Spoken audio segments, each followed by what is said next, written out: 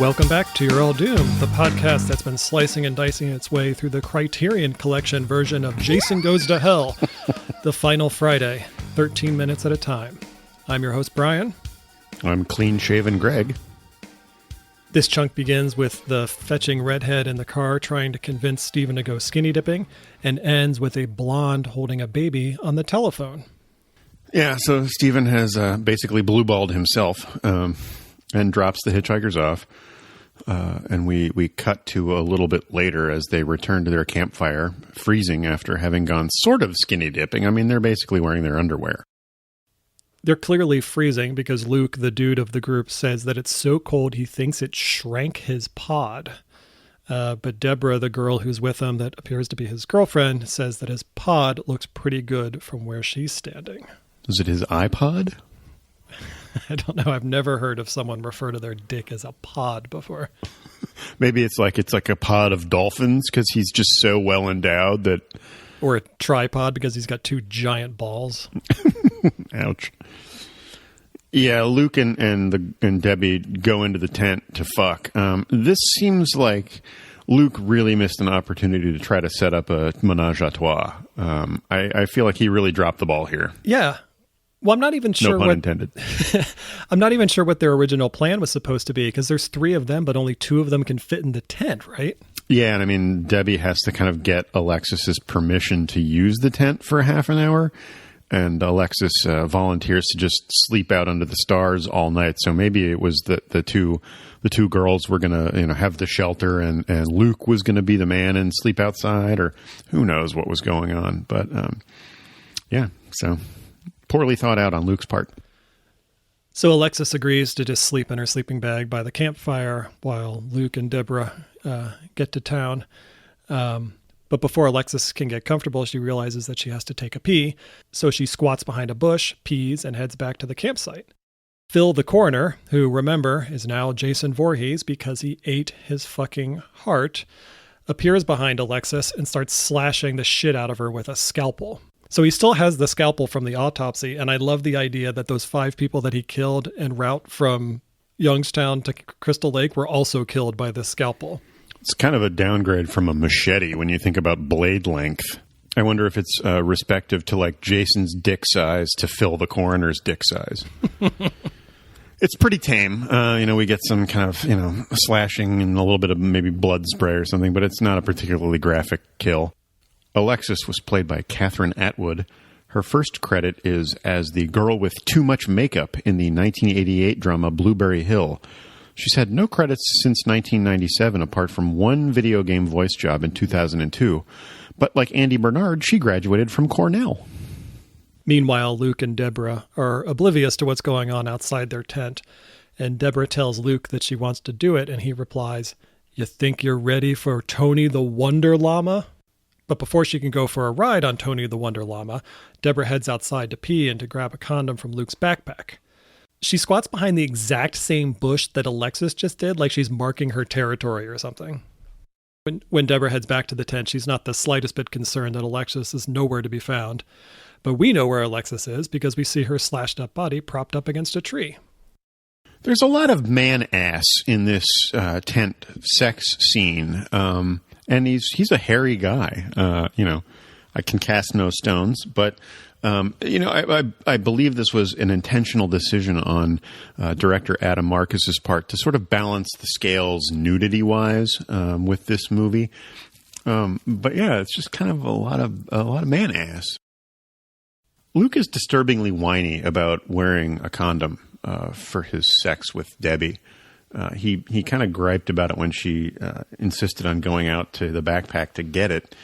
And then Debbie, I hate these things when she brings it back and tries to get him to unwrap it and put it on. And she capitulates, which I think was a bad move on her part. She tosses it out of the tent and allows him to go raw dogging. So they start banging away. We get a quick insert shot of Phil the coroner's foot stepping on the condom in the mud beneath him as he strides toward the tent. Fortunately, pregnancy is not a concern because as Debbie is cowgirling Luke, She's run through with a metal pole and split in two vertically. Not quite the double penetration she was hoping for. Wow. We're taking a turn with this one. This is a kill that benefits from the unrated version of the movie that we are watching. It's horrifying and disgusting, but it is a little bit garbled. If you watch it carefully, the dummy form that they used is pre-split. When the pole slices upward, you can already see the injury is there, but then it kind of flowers open and sprays blood all over Luke. So it's gruesome when you watch it at full speed, but if you scrutinize it at all, it's a little bit wonky. We then cut to an exterior shot of the tent and hear Luke screaming, so presumably he is killed as well, but we don't see it.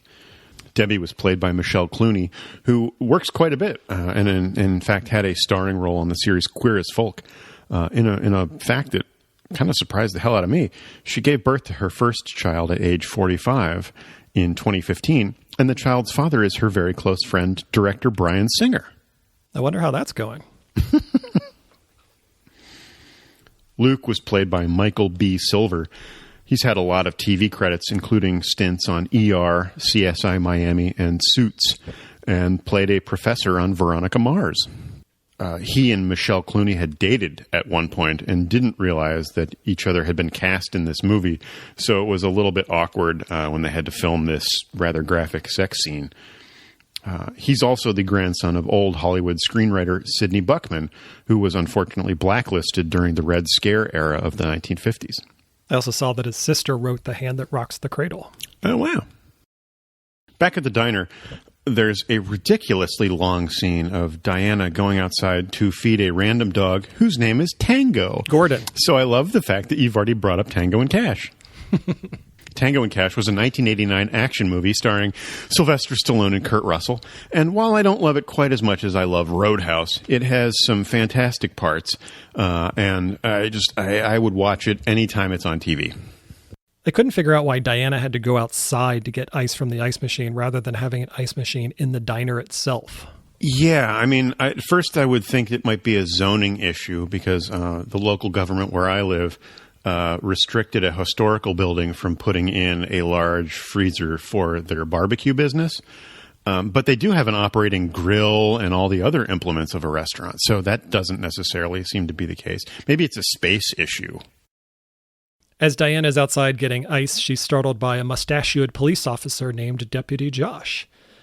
He says that he was just going to go to his car, but for reasons unknown, he's carrying Diana's sweater, which he places over her shoulders. He assures Diana that Sheriff Ed is too smart of a guy to let her get away, so he'll wise up soon enough. Which is really not the dynamic of the argument we saw earlier. It was her being pissed at the sheriff, so she doesn't need to be comforted about the status of their relationship. Nor is it really Josh's business. However, I do kind of like the fraternal relationship that these two seem to share. They're obviously fond of each other, but not in a romantic way. They seem to genuinely like each other. Although, when she walks away, I'm pretty sure he checks out her ass. As Diana is heading back into the diner, a car pulls up, and this is Edna, who is Deputy Josh's wife, apparently. Who looks like she's dressed and just came from a 1970s Tupperware party. She tells him that her bowling league starts up at 10:30, so they don't have much time to make out, so Josh jumps in the car. But before Edna can fully get into the car, a blood-soaked Phil the coroner, who's been watching them the whole time, runs up and slams Edna's head between the car door and the door frame. Ouch. I kind of like that kill. It's real quick, but the briefness actually adds to the brutality of it. It's not, you don't see much damage, but I kind of dug that one. It had a quick punch that it was just like, oh! She was played by an actress named Diana Georger. Her first credit was on The Cosby Show, and her final credit that I could find was on an episode of The Gilmore Girls. She apparently works in theater now. We then cut to the exterior of a ramshackle house, and the camera pans down, and we see a name on the mailbox. Voorhees. Vorhees.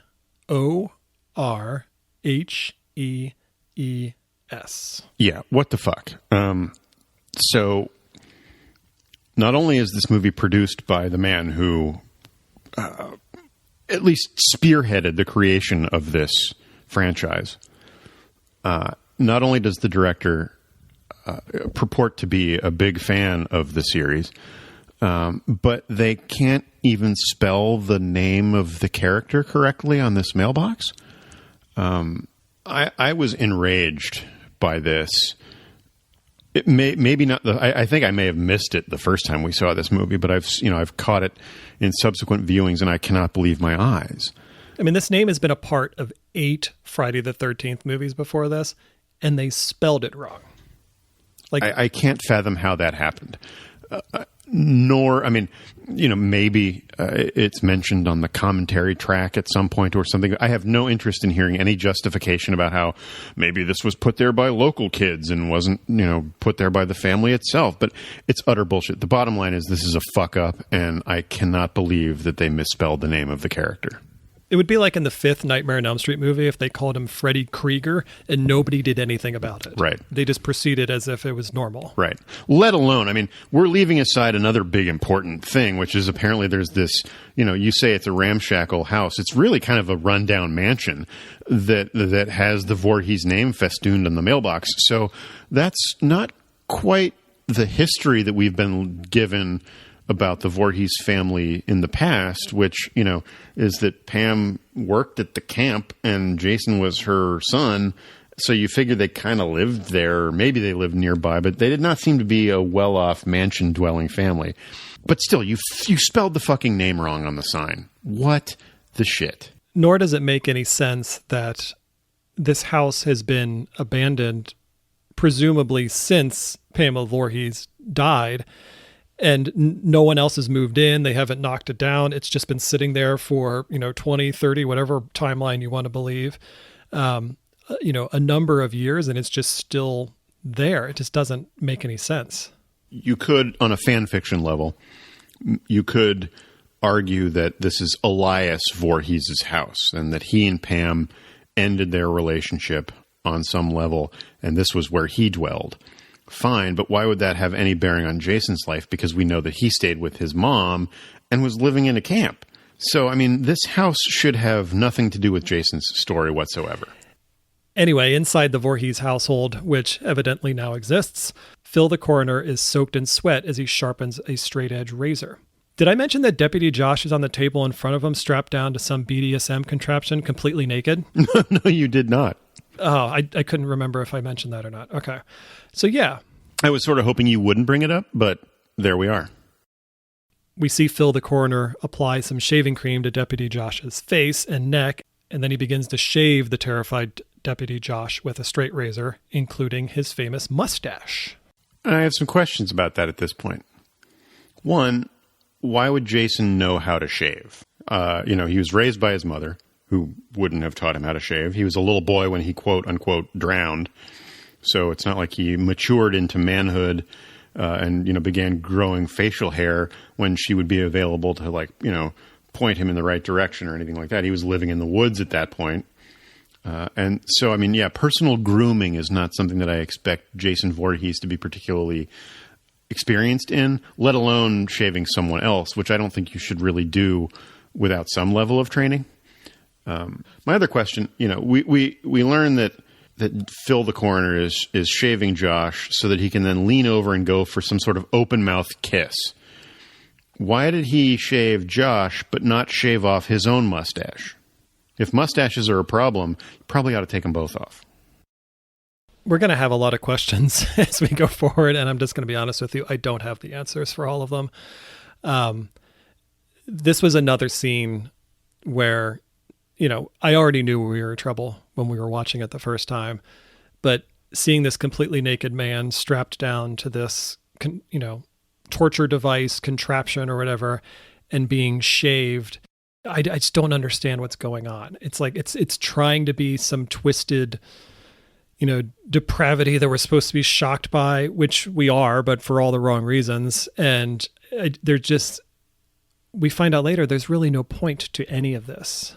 No, it seems like it's to be shocking for shocking's sake. it appears that it's another example of Adam Marcus trying to balance the nudity between male and female in this movie, which is fair enough, except that the female nudity is meant to be titillating, and I don't know that anyone would find this particularly titillating because of how victimized the naked person is being. I mean, even if you're into submission and BDSM, which is totally fine if that's your bag, this has a level of hostility to it that I feel is alarming. As depicted, and the homoerotic element of it is not a concern. I mean, fine, but it just is not anything that we've ever seen in a Jason movie to this point, or behavior that is at all consistent with how Jason has acted previously. It's out of nowhere again. He doesn't tie people down and toy with them in this way. It doesn't feel like the kind of movie we sat down to be watching. We'll get into that larger topic as we go. And there are pros and cons to trying something new, but this is just baffling. In a different movie, maybe a more sinister, psychosexual kind of movie, this scene could work and be, effective for the right reasons. But in this kind of cartoony slasher movie, it's really out of place. But as you mentioned, we're not exactly sure what Phil's intentions are, other than he leans in for some sort of open mouth kiss, and that's where that scene ends. But yeah, it fades to black over Josh's screams, so he's not any happier about it than we are. We cut to Diana's house, and she's just returned from work, so we can presume it's close to about 11 o'clock, and she rushes in to answer the ringing telephone. And on the phone is Jessica Kimball, Diana's daughter. And we cut to a shot of her in the American Case Files studio, and she's holding a small baby. She's also wearing a hat with a number 56 on it. And because of the navy blue and red colors, I assume this is a Lawrence Taylor hat. He was a Hall of Fame linebacker for the New York Giants, but I have no idea. Oh, yeah, I like that. It makes sense that she'd be a Giants fan if she's kind of from that neck of the woods. It seems like she's just calling to tell her mom that she has a new boyfriend, which is a little bit strange for a professional woman who, seems to be more than just a silly teenager. It's also weird to me that she brought her baby to work. As Diana is on the phone, Josh, who is now sloppily dressed and looking kind of evil, he has some black makeup around his eyes and a stern look on his face, is marching down the street and walks right into Diana's house. Diana doesn't really see any of this going on, and so as she's still talking to Jessica, she mentions that Stephen is going to come over, and Jessica says that she doesn't want to see Stephen while she's in town next week, but he can see the baby. So we know that there's some tension between Jessica and Stephen. And that's where this episode ends. We have 4 deaths this time, the 3 campers and Edna, Josh's wife/girlfriend. Or you could argue that we have 5 deaths if we count Phil the coroner. It appears that Jason's essence has now switched bodies and we never see Phil again, so we can discuss the actor who played him. Richard Gant, who is still working. He was in several movies like The Nutty Professor 2, The Clumps, Norbit, the big-budget disaster Godzilla movie, and was even in The Big Lebowski. He also has been on a lot of TV, including Deadwood, General Hospital, American Dad, How I Met Your Mother with my college classmate Josh Radnor, and The Mindy Project. He also played a doctor on an episode of Friends, the one where Ross had that weird thing on his butt. To find out what it's like to go for a ride on Ricky the Wonder Alpaca, you'll just have to tune in next week. Until then, you're all doomed.